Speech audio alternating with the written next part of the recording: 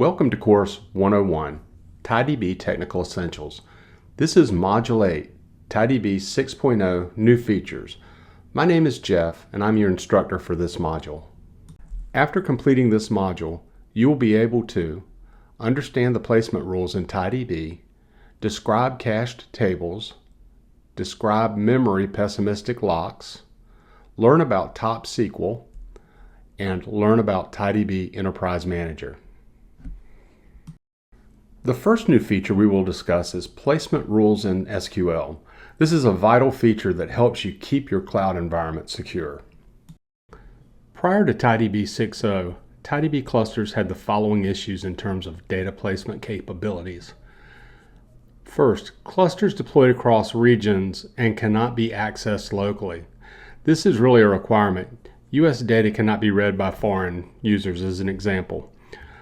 We can see from the diagram a user in Beijing needs to cross regions to New York and read and write Table 3, T3 data.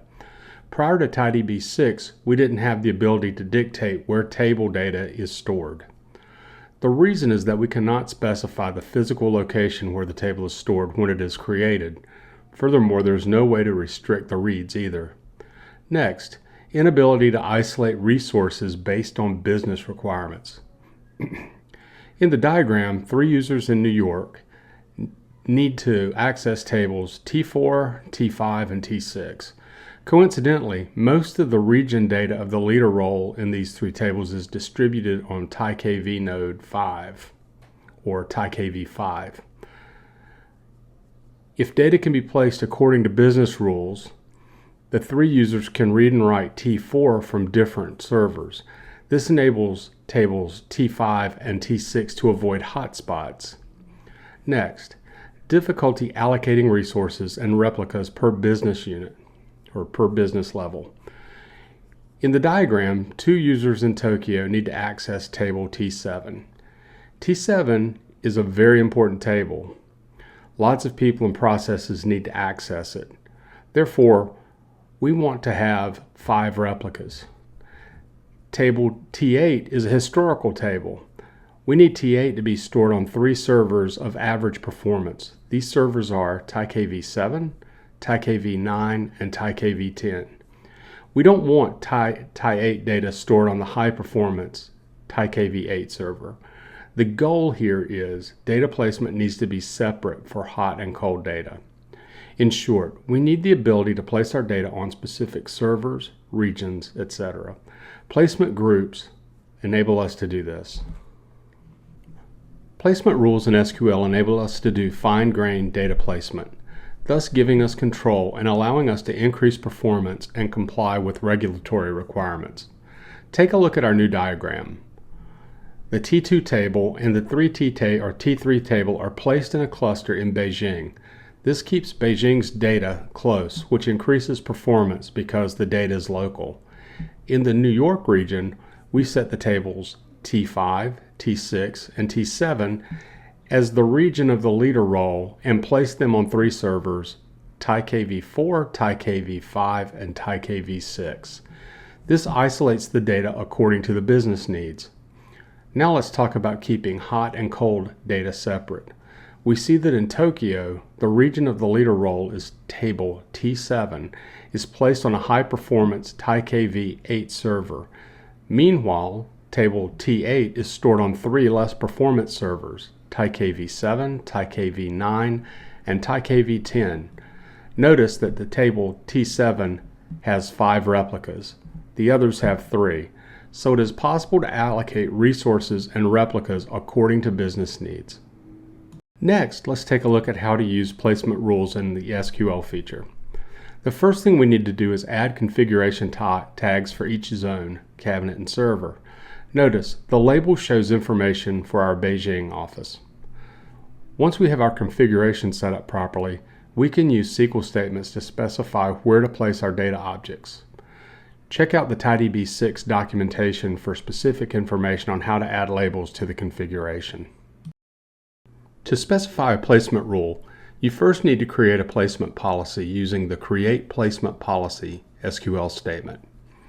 Through the placement strategies, We can specify the location of the leader, follower, learner, role region, the number of replicas, etc. In the example, we can see that placement policy P1 will use the TiDB v6 as the primary region. This ensures that the RAF leaders are placed in stores that have the region label that matches the value of this option. Next, we see that the regions parameter is set to Beijing, Tokyo, Shanghai, and London. This option places RAF followers in these locations. Finally, we set the number of followers to 4. Let's look at a create table example. We could have easily used create schema or create partition, but let's look at create table. With tags and placement strategies, we can specify the location of schemas, tables, and partitions when they are created. In this way, we have achieved fine-grained data placement. In addition, not only can we specify the data placement at the time of creation by the create statement, we can also modify the placement position of the data object through an alter statement. Be careful with alter though, because alter statement tables can result in data movement. This is not something you want to do during peak business hours. Let's review some of the items that we've discussed during this section. Fine-grained data placement to control local access and cross-region access, we've talked about that, and we know to specify the number of replicas to improve availability and data reliability for critical business applications. We want to isolate business by level, resource requirements, and/or data lifecycle. And finally, business data integration reduces operation and administration costs and complexity. Cached tables, also called hot table cache, is a great new feature for TiDB 6.0 that can greatly improve certain classes of SQL queries. In TiDB version 6, PingCap introduced the cached table.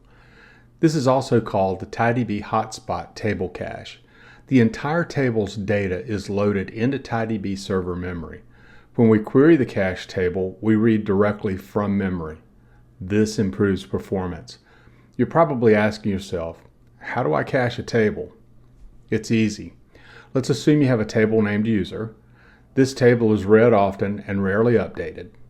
We can empower this table to use cache by issuing an alter table command. The command is alter table users cache semicolon. The TiDB hotspot table cache, the cache table function, is suitable for tables with the following characteristics. The amount of data in the table is very small.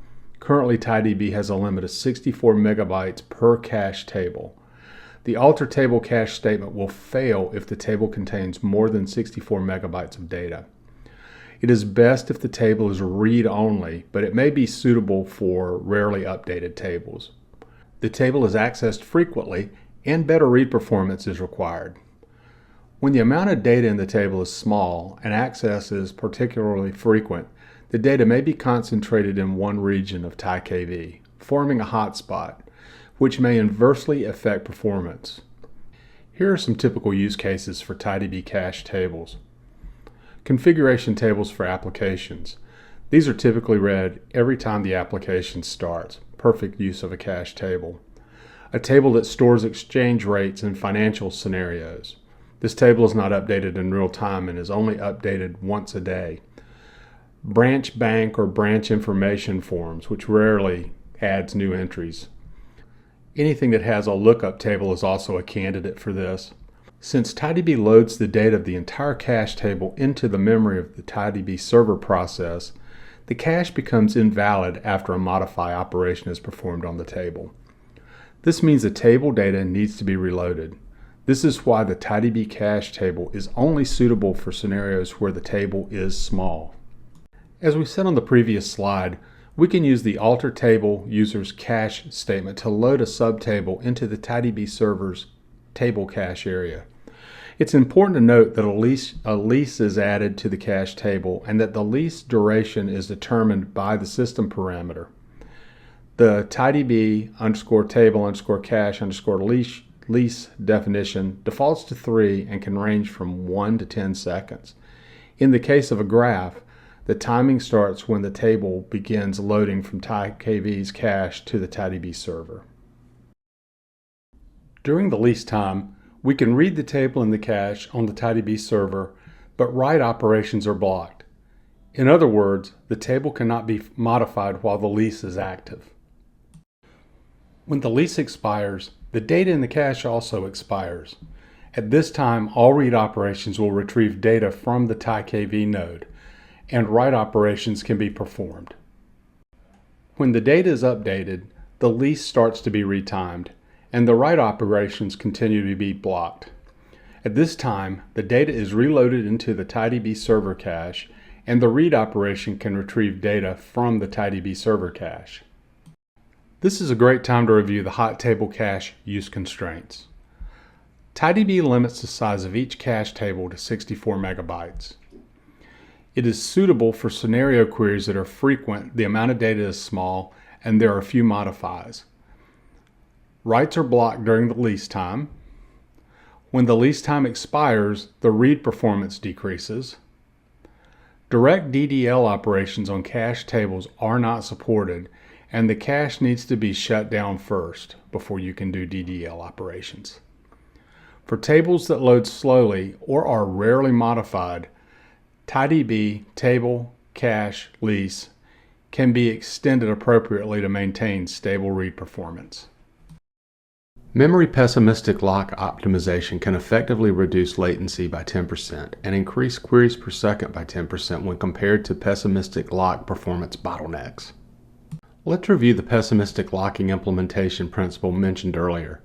In the pre-write phase, we need to write the placeholder for the lock information to the region of the leader role and other follower roles. These operations are completed before the pre-write step is completed. As a result, these stress both the network and I/O. When a memory pessimistic lock is turned on, the lock information is only stored in memory. It is not written to disk or multiple replicas via raft, as long as it exists in the leader region. The lock information is written to memory, and the delay is minimal compared to writing to the multiple replicas via raft. If the TiDB node locked by our leader region is unexpectedly offline during the pre-write phase, then the lock information in the cache will be lost and the transaction will fail. Memory pessimistic locking can be turned on and off dynamically using set statements. We can also configure it via a TiDB profile. The new memory persistent locking feature yields the following benefits: reduced transaction latency, reduced disk and network loads, reduced CPU consumption of TiDB. It's important to note that memory pessimistic locking is use case specific. Make sure they don't affect the correctness of your application prior to using them. Next, we will discuss a new utility that helps us troubleshoot query performance problems. Before TiDB v6, if we encountered a sudden increase in CPU usage in a TiDB instance, there were only two tools available: SQL queries or slow query. These are great tools, but they were designed to look at the entire cluster. They weren't designed to look specifically at TiDB server or TiDB instances. And these tools do not track the CPU consumption or certain types of SQL statements. This gap in diagnostic tools made it difficult to find problem queries who were adding unnecessary workloads to our CPUs. This is where TopSQL comes in. Similarly, when the CPU usage of TiDB server or TiDB instances in our cluster unexpectedly increases, we still have no way of determining the kind of SQL that is causing the increase. TopSQL is an added feature of the TiDB dashboard. It enables you to monitor and explore CPU overhead of running SQL statements. TopSQL continuously collects data, such as the real-time CPU load per second of each TiDB and TiDB instance, and stores it for up to 30 days. There are charts and tables displayed in TopSQL that enable you to see if there is a performance problem, and if there is a problem, TopSQL can help determine how to fix it. Here are some of the TopSQL features. TopSQL visually displays the 5 types of SQL statements with the most CPU overhead through charts and tables. Next, TopSQL displays detailed execution information such as the number of requests per second, average delay, query schedule, among others. Next, TopSQL supports counting all SQL statements that are being executed, but have not yet been completed. Finally, TopSQL supports checking the status of TiDB and TiKV instances. TopSQL is very simple to use. Here are the basic steps. 1. Visit the TopSQL page on the TiDB dashboard. Next, select the specific TiDB or TiKV instance that is experiencing excessive load. You can adjust the time graph in the time picker or select a time range in the chart to see the problem more precisely and in detail. Smaller time frames provide more detailed data with a maximum accuracy of 1 second. If the data displayed in the chart is out of date, you can click the refresh button or select auto refresh from the refresh drop-down list. Take a look at the top 5 charts and tables presented by TopSQL. The size of the color block in the bar graph represents how much CPU resources a SQL query is currently using. Colors are used to distinguish different types of SQL statements. In most cases, you should pay attention to the SQL statements that are contributing most to system load. When you click a SQL statement in the table, you can expand it to view the execution of different execution plans for the statement, such as calls per second or average requests per second, scan indexes per second, or average number of scan indexes per second. Let's revisit some TopSQL features. You can visualize the top 5 SQL statements with the most CPU overhead. You can query specific TiDB server and TiKV instances. You can count all SQL statements that are being executed. You can see detailed execution information such as number of requests per second and average delay, query plans, etc. Here are some scenarios in which you will find TopSQL useful. The monitoring graph shows that CPU of an individual TiKV instances in the cluster is very high. I hope to understand which SQL statements the CPU hotspots come from in order to optimize and make better use of distributed resources. Next, the overall CPU usage of the cluster is very high and database queries are slow. You can quickly know which SQL statements are currently using the most CPU resources in order to optimize them. Next, the overall CPU utilization of the cluster has suddenly changed significantly, and I would like to understand the main SQL resource use differences before and after the change. And finally, analyze the status of SQL statements currently consuming the most resources in the cluster and hope to optimize them to reduce hardware costs. TiDB Enterprise Manager is an enterprise-level database management platform with TiDB database at its core. It helps users to manage TiDB clusters in private deployments or public cloud environments.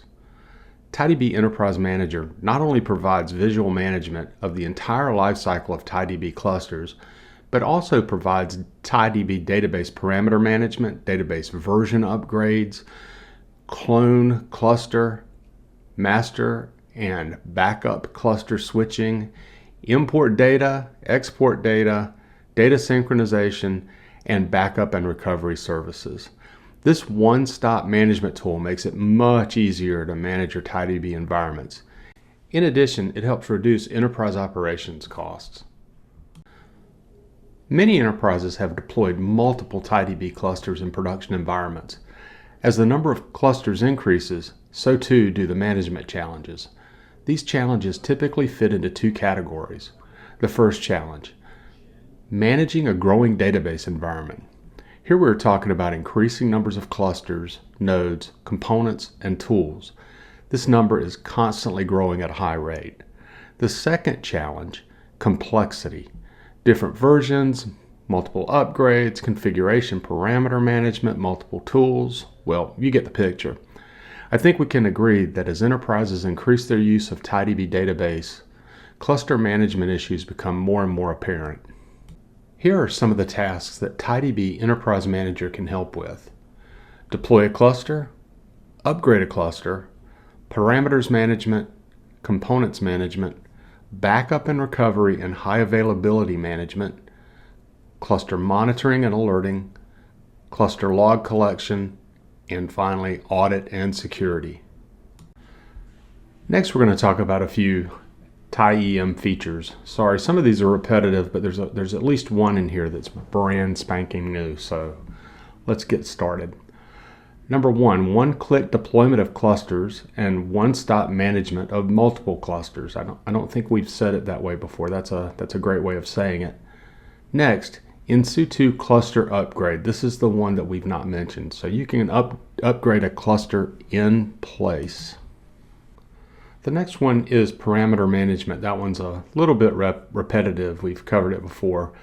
The next one is clone, cluster, and primary and secondary cluster switchover. Those are brand new there. We've covered a lot of material during this module. I feel confident that we've met all of the objectives defined at the beginning. We can understand placement rules in SQL. We can describe the subtable cache. We can describe memory pessimistic locks. And we understand top SQL, what it is and what it's for. And we understand the new TiDB Enterprise Manager application. Thank you for taking the time to view this module. We hope you enjoyed it and learned a lot.